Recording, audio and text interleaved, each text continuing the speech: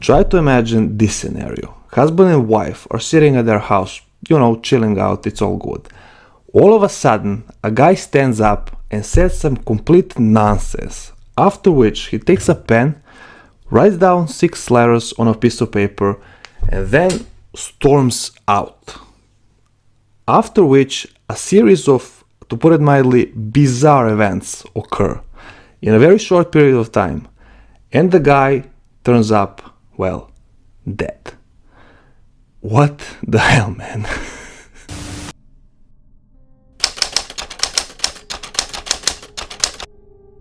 It was October 25th, 1984, when an unemployed food engineer. Sorry, let's start over. It was October 25th, when an unemployed food technician or engineer, whatever that meant, named Gunther Stoll was with his wife. As I said, they were at their house. They were just casually chatting, he was in his rocking chair, and around 11 p.m. he stood up and said, so brace yourself because I'm about to speak some German. What he said was, "Jetzt geht mir ein Licht auf," which in translation means something like, I've got it, or I figured it out. So his wife was like, yo dude, yo bro, what the hell? And then he took his pen, as I said, and what he wrote on a piece of paper is this. So I'm not sure how to pronounce this because I'm sure nobody else knows, but for the sake of it, let's just go with YOG TZE. So the mystery of this note still remains unsolved to this very day, and nobody knows what it actually means. So, but we will get into this a little bit more in depth later. So let's try to formulate some timeline. In which order the things went from the moment he stormed out. So brace yourself because this is gonna be one hell of a ride. Let's go to the stop number 1. Alright, so his first stop was actually a pub. Well, no big surprise there because he's German, and logically he likes his beer. So he goes into the pub, and it was a local pub. He was very well known there, and he sits down and orders 1 beer. Halfway through that beer, he fell down backwards, and in that process he injured his head. But the important thing to remember here is that he wasn't intoxicated. That's what people said. While some people tried to, call for help, he shortly after regained his consciousness and literally disappeared, by the saying of witnesses. So they were trying to call emergency to, sanitate his wounds, and he just said, "I'm out, goodbye," took off. And he disappeared for the next 2 hours. His next stop was a small place he grew up in. So it was not far away from his home in Anshausen, and it was a place called Selbach. So as it happens, his parents were actually living in Selbach. But he didn't go to his parents. He went to some unknown female. So I don't have the name, I don't have any information, but according to official story and time flow, he went to see some kind of woman who lived in the vicinity of his parents' house. So he wanted to have a conversation with this woman, and she was like, "Bro, it's like 1 a.m. in the morning, I have to sleep, I have to work tomorrow." But he was like very insisting to have that kind of conversation, and he was saying like, "I can predict that something horrible will happen this night." And the lady was like hesitant, should I listen to him? Oh no, it's 1 a.m., he's probably drunk, he's rumbling things. And she advised him, you know, it's better to go to speak to your parents. They will give better advice to you than me. So after insisting, he finally, you know, like let loose, and he said, okay, good night, have a nice sleep, and took off. Then he disappeared for another 2 hours. Okay, so now it is 3 a.m. in the morning, and 2 truck drivers who worked in a night shift drove on a highway A45, and they noticed a crashed car in some kind of ditch besides the highway. So they pulled over, and while they were like going down, they noticed some guy in some kind of light colored jacket, so walking around the car and, you know, looking for something. And when they approached the car, they noticed that Stoll was inside, like severely injured, and remember this, naked, so without any clothes whatsoever. So the first logical response from them was to pick up the emergency phone and call the police. And while they were doing that, that guy that was looking around the car just vanished. So police gets there, they like, you know, do their routine work, they secure the crime scene, the crash site, and Stoll was actually still unconscious, but at the time he managed to regain some of his consciousness and say a couple of things. So the main thing we need to know here is that he said that there were other people in the car who are not there anymore. So they rushed him immediately to the hospital. However, he unfortunately didn't manage to survive. So he was gone.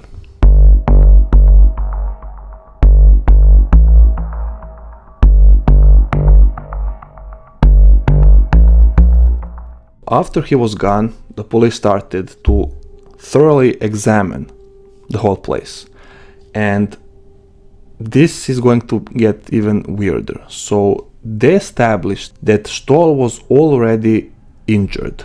So he didn't suffer any wounds from the crash, apparent crash, but he was already injured. And it seemed like literally somebody pulled the car from one place and just dropped it there, because there were no other like scatters of metal or something in that area. So it's literally impossible that, you know, you crash the car and there's nothing there, just a crashed car. I mean, you have to have like pieces or something, wheels, I don't know, any part of the car. And another thing is that no other thing was like crashed, broken, and that kind of thing. So they established that he was actually not the driver himself, but he was placed in a passenger seat, like he was injured, and he was like, yeah, you sit there, I'm gonna drive, and that's it. So he was a passenger the whole time, and when they arrived there, apparently that's it. They arrived with a crashed car, which doesn't sound logical whatsoever. Car in that kind of state cannot go any further, you know. And it was like a Volkswagen Golf 1, so it's a durable machine, but you know, Germans made a hell of a lot quality cars, but it's not that durable, believe me. So after they examined his body and the crash site, they still had to resolve the mystery on the mentioned YOG TZE note. Basically, all the police task force hoped that in some kind of way they will be able to crack this note and figure out what happened with Gunther Stoll.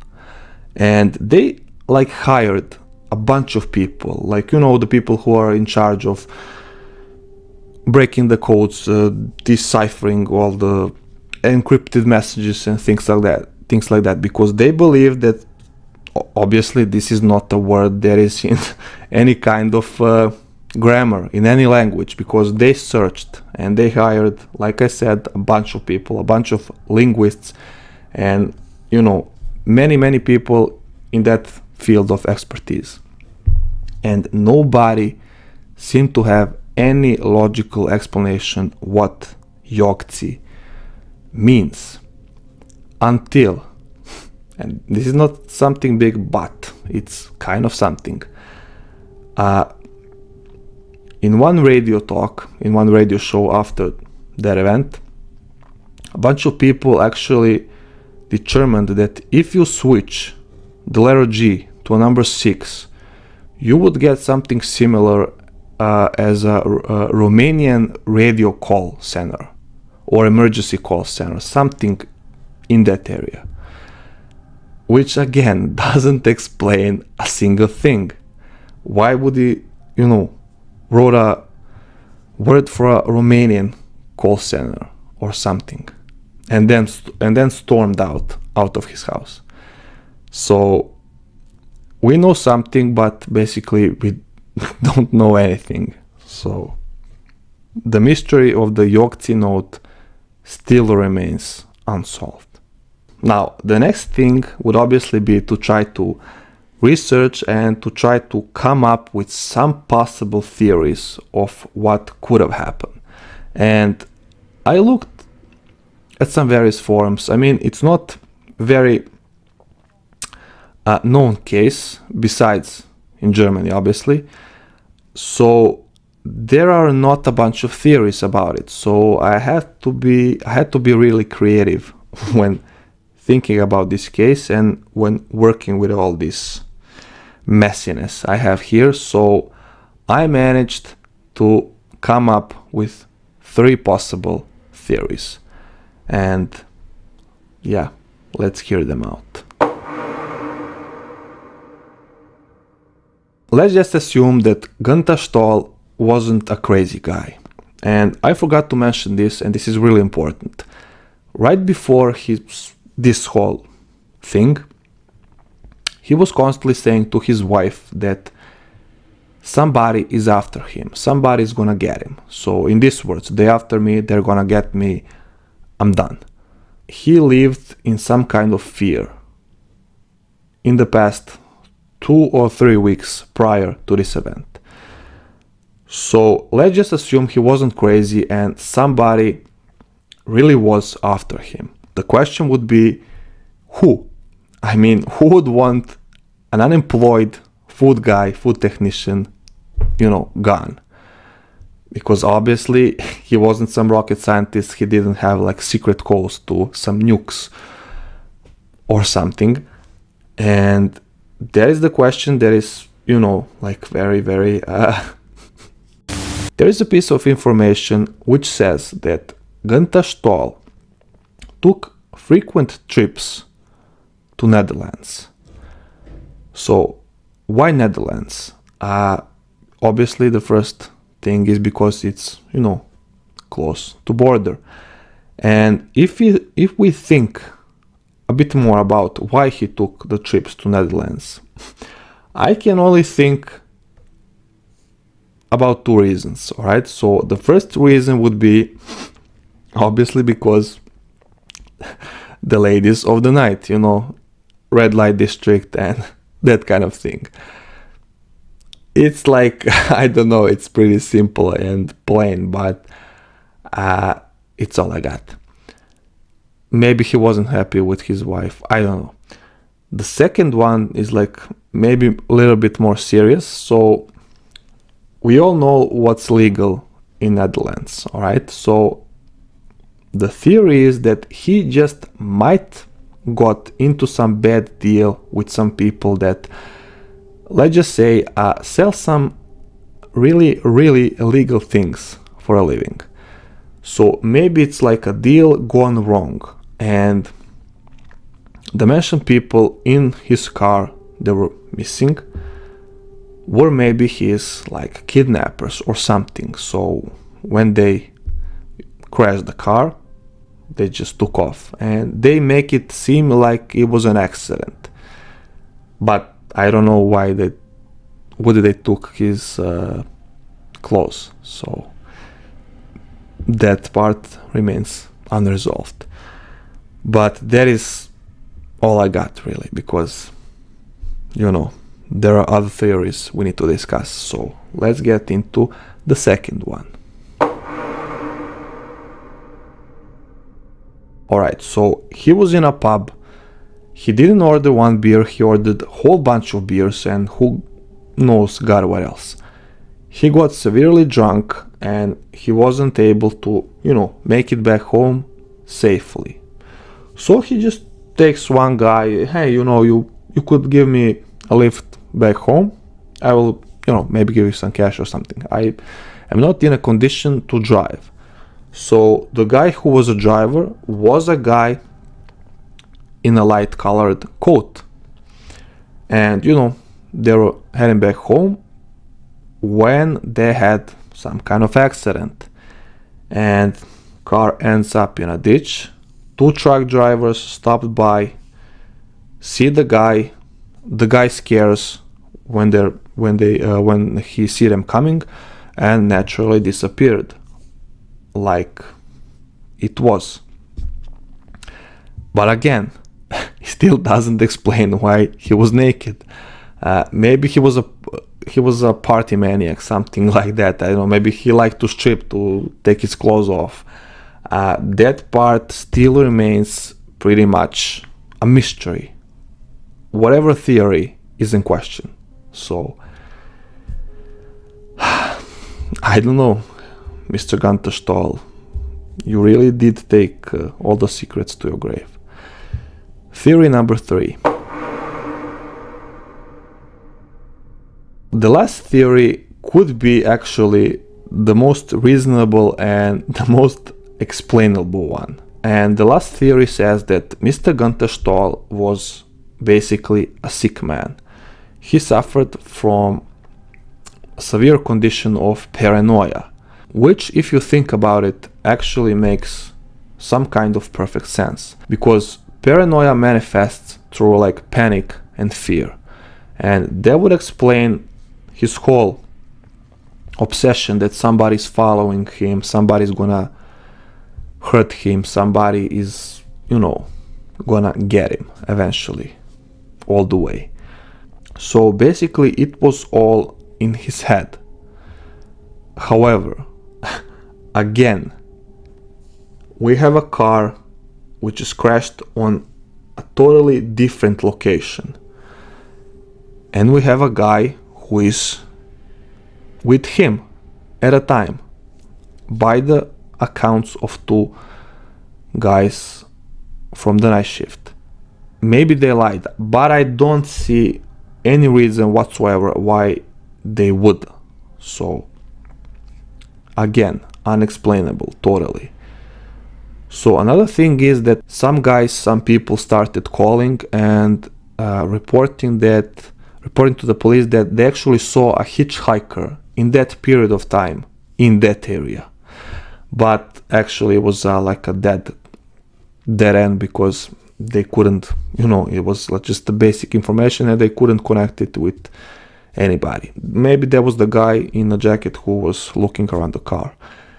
But things that stay unexplainable to this very day are the guy in the jacket, how the car got into that location, and what the hell YOG TZE means. So those three things combined